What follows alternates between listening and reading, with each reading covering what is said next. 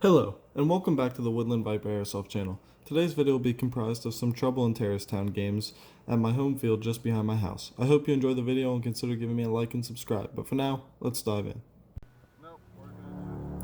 In this first game there were only 5 of us, so we decided one terrorist was more than enough. So after drawing cards and figuring out our roles, we went our separate ways.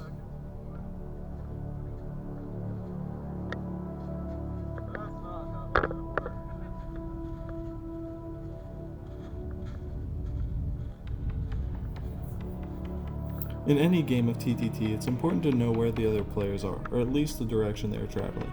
So as you'll see here, I take a second before finding my position to watch the other players, and then set off after taking this mental note. From the start of the game, I noticed one of the players run off towards the south boundary line, and normally when playing the role of a terrorist, I like to persuade a player to gain my trust and escort them to a boundary line so I can quietly dispatch of them without giving away that I'm a terrorist. I usually can accomplish this by explaining that a boundary line is, in general, a safe place to be, because you only have one side to protect, and I also take the role of the leader and push forward, leaving my back exposed, which to a civilian, this seems like a leap of faith, but with the knowledge of my role, this is simply just another step in the plan. So after seeing this, I couldn't help but follow this player.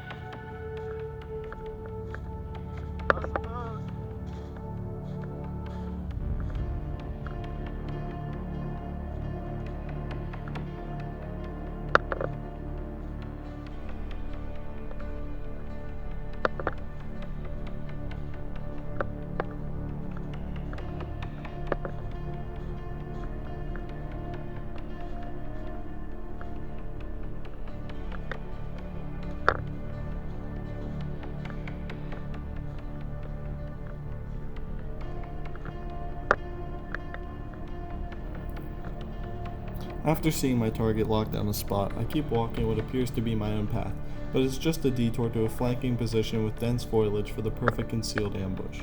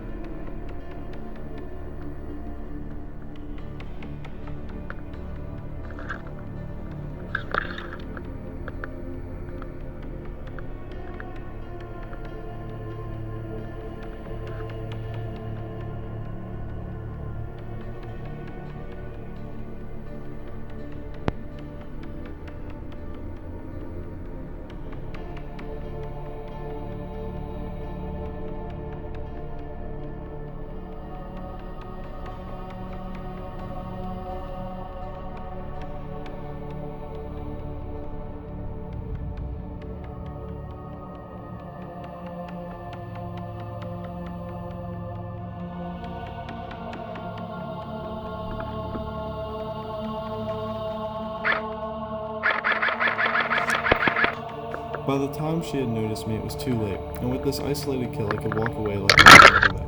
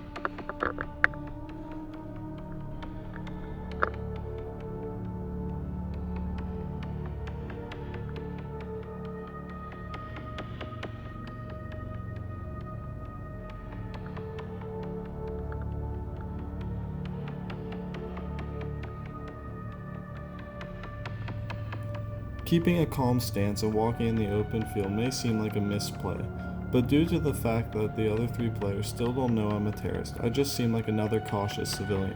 With this facade, I can take the high ground and push down on the other players, keeping them close and grouped together to hold a better grip of the fight to come.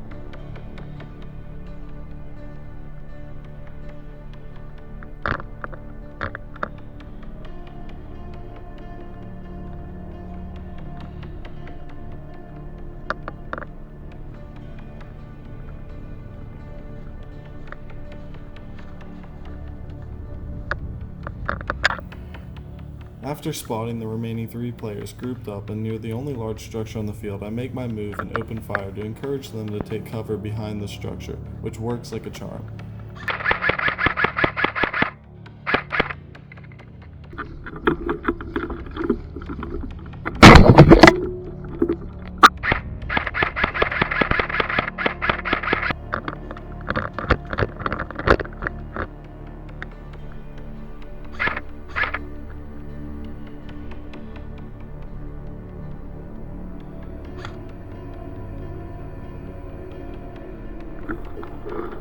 Now, the smoke throw here may seem like a misplay, but the idea was to just add a little fog report in my exact position and draw their attention to the smoke and not to me, possibly even making them think I'm trying to retreat.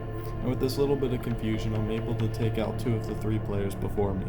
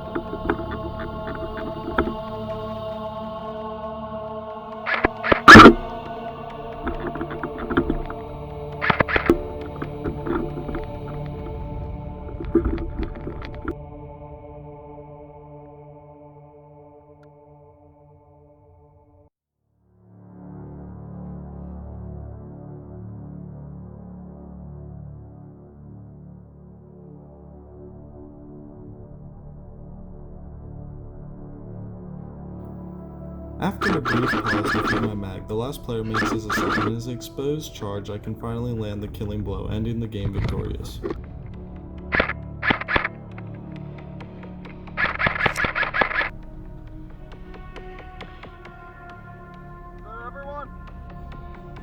I hope you enjoyed this first part, but now we are going to jump to another field in Hyndman, Pennsylvania, at my friend Brian's field.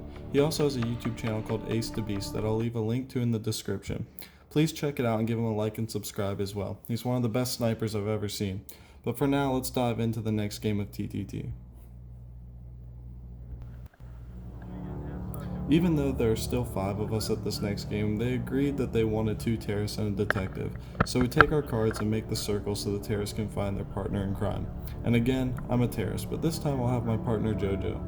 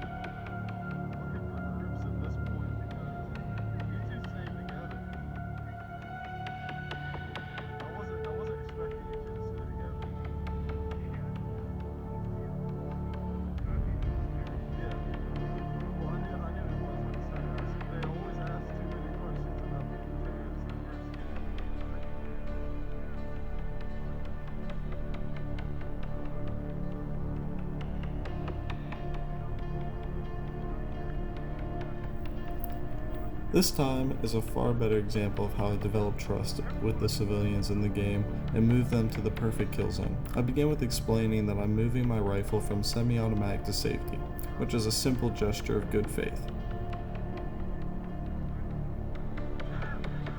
Oh, here's the terrorist right here.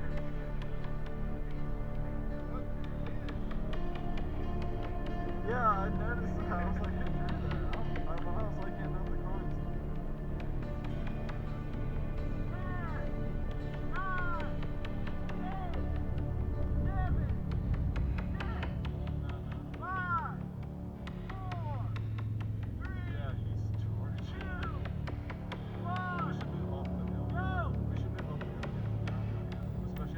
To further build their trust, I start the march up the hill after explaining a few strong reasons of why I think the other two players may be terrorists. Just another step to gain their trust and draw any concerns away from myself.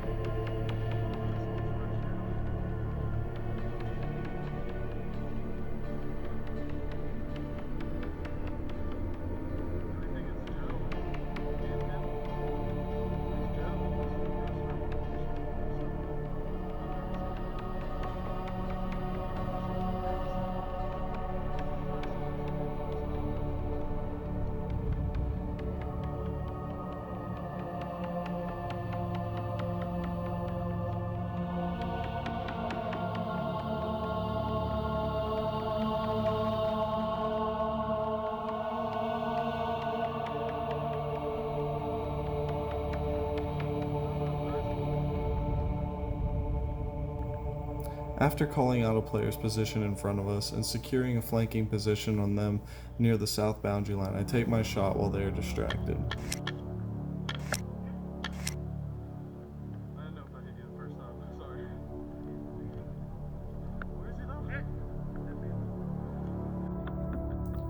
Seeing that the last civilian now knows I'm a terrorist and that I've killed the detective and the other civilian, I can safely call out to my other terrorist to move up the hill and push him to the north boundary line to take him down.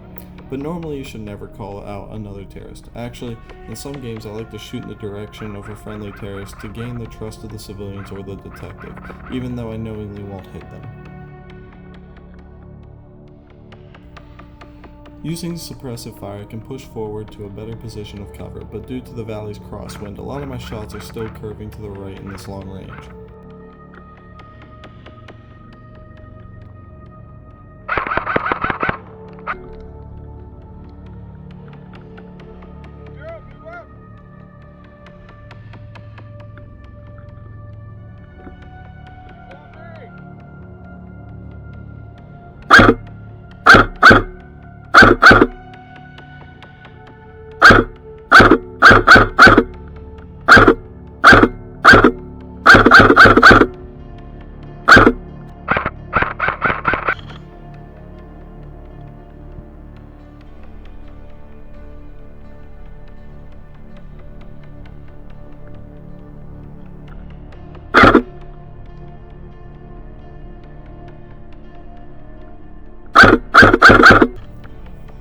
Due to the distance and the mask, my partner really couldn't hear me, and especially as a relatively new player, she didn't realize that I had him pinned and she could easily flank around. So at this point, I knew I had to take him down on my own.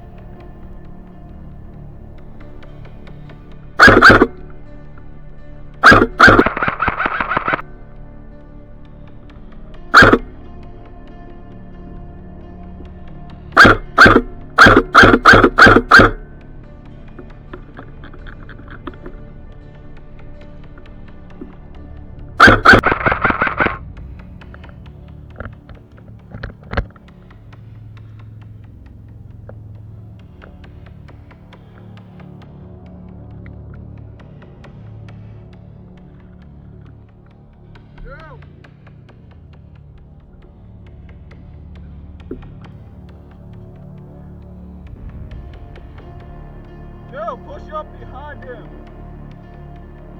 Push up behind him.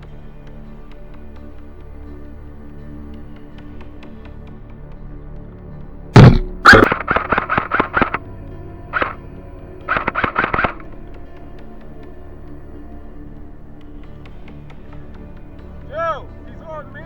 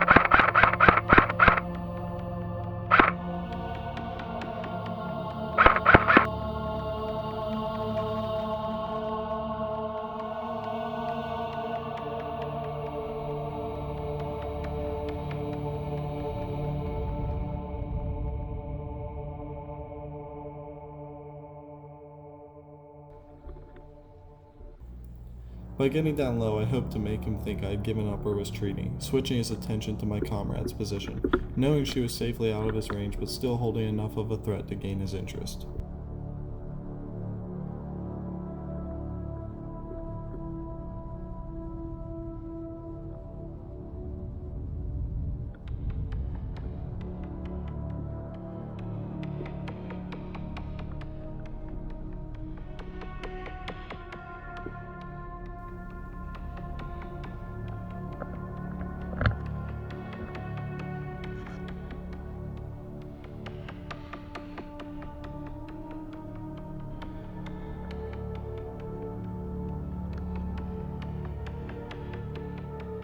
Joe,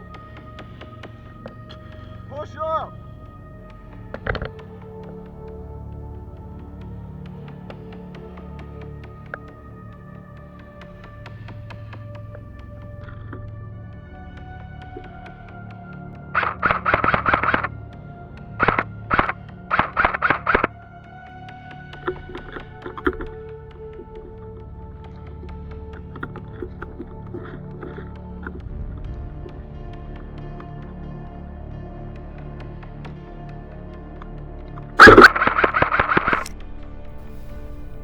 Throwing the smoke, I could conceal my assault and use this point of weakness to take the killing blow. After succeeding in this move, the game was over and again the terrorists were victorious. I hope you enjoyed the video and will give me a like and subscribe. Also, don't forget to check out Ace the Beast, and if you have any questions or comments, leave them below. And as always, I hope to see you on the field.